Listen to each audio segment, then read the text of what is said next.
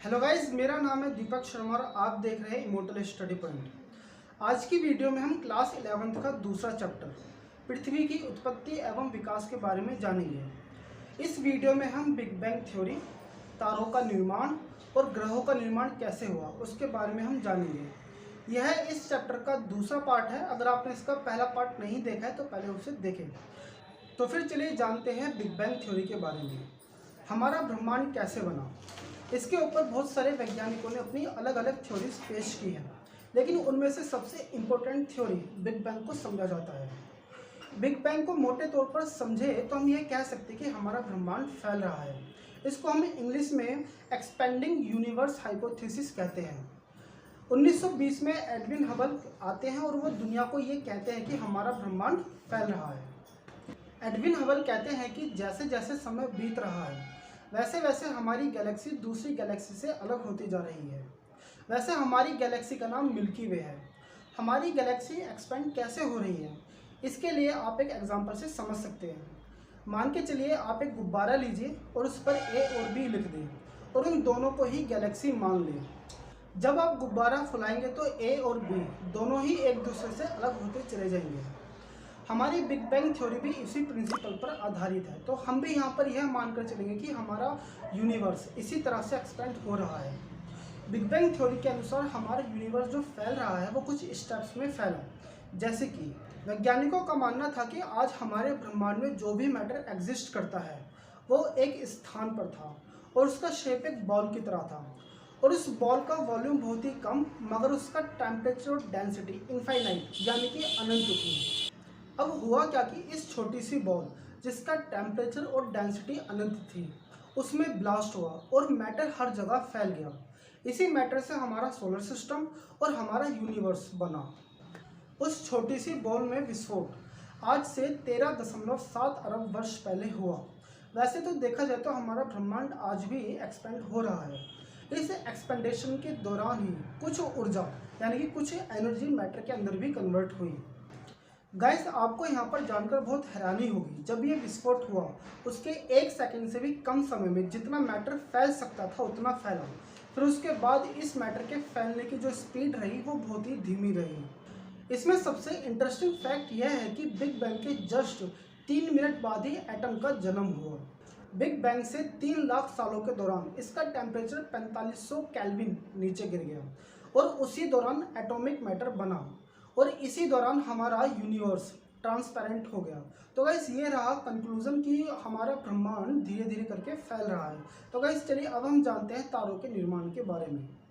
जब big bang हुआ तो एनर्जी और मैटर के बीच में डिस्ट्रीब्यूशन इक्वल नहीं था, यानी कि हम यहाँ पर कह सकते हैं कि मैटर्स में डेंसिटी भी अलग अलग रही होगी, जिसकी वजह से ग्रेविटेशनल फोर्स में भी डिफरेंस होगा, जिसकी वजह से सभी छोटे से बड़े पार्टिकल्स इकट्ठे होने लगे। यही पार्टिकल्स हमारी गैलेक्सी के लिए डेवलपमेंट का काम करता है। इसमें यह फैक्ट्स काफ़ी इंटरेस्टिंग है कि हमारी एक आकाशगंगा यानी कि हमारी एक गैलेक्सी के अंदर असंख्य तारों का समूह होता है। हमारी गैलेक्सी इतनी बड़ी होती है कि इसको हम लाइट ईयर्स यानी कि एक प्रकाश वर्ष में कैलकुलेट करते हैं।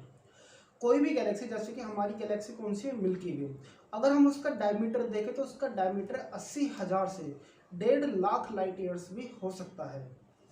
अब हम जानते हैं कि हमारी गैलेक्सी बनी कैसे।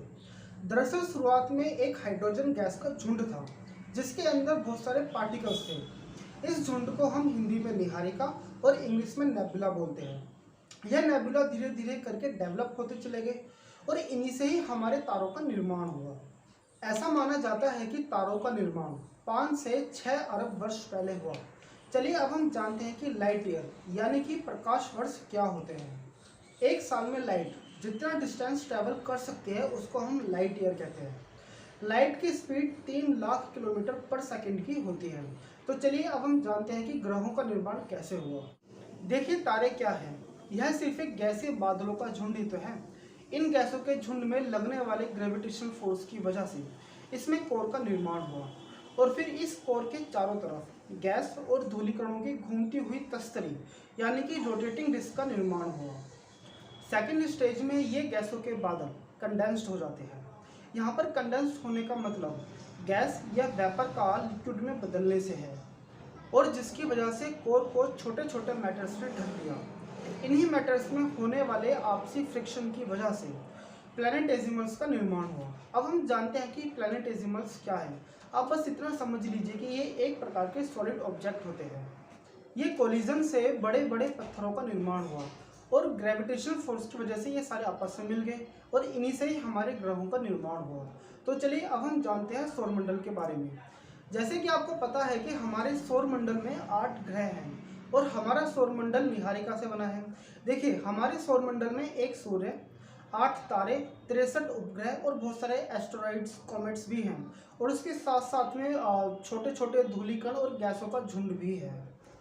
हम इन 8 प्लैनेट्स को 2 हिस्सों में बांट सकते हैं, जैसे कि इनर प्लैनेट्स जिसको हम टेरेस्ट्रियल प्लैनेट भी बोलते हैं, दूसरा आउटर प्लैनेट जिनको हम जोवियन प्लैनेट भी बोलते हैं।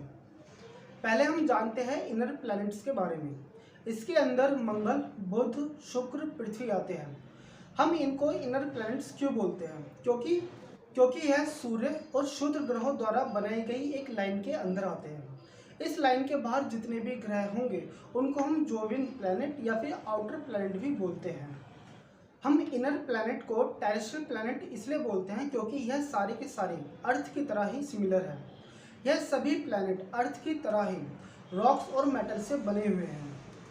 ये सभी प्लैनेट्स ज़्यादा डेंसिटी वाले प्लैनेट्स हैं और बाकी के 4 ग्रह गैसों से बने हुए हैं जो इनर प्लैनेट्स की तुलना में काफ़ी बड़े आकार के हैं, जिन्हें हम जोवियन ग्रह भी बोलते हैं। जोवियन का अर्थ है जुपिटर की तरह। इन सभी ग्रहों का एटमॉस्फेयर हाइड्रोजन और हीलियम से बना हुआ है। इन सभी ग्रहों का निर्माण 4.6 अरब वर्ष पहले हुआ। सन 2006 में अंतर्राष्ट्रीय खगोलिक संगठन ने कहा कि प्लूटो कोई ग्रह नहीं है, तो उसको हम छोटा ग्रह भी बोल सकते हैं। तो चलिए अब हम जानते हैं कि टेरेस्ट्रियल और जोवियन ग्रहों में क्या अंतर है।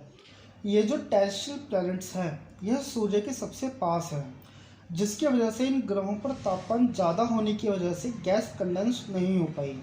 और देखिए, ये जो जोवियन ग्रह हैं, ये टेरेस्ट्रियल प्लैनेट से काफ़ी दूर जा कर के बने। ये टेरेस्ट्रियल प्लैनेट सूर्य के सबसे ज़्यादा पास है और सोलर विंड्स सूर्य के पास में ही ज़्यादा शक्तिशाली होती है।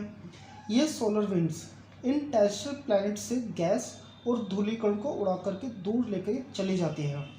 और वहीं हम जोवियन ग्रहों की बात करें तो इनकी स्थिति काफ़ी दूर है, जिसकी वजह से सोलर विंड्स उतनी ज़्यादा प्रभावशाली नहीं होती कि इन जोवियन ग्रहों से गैस और धूलिकण को दूर लेके जा सके।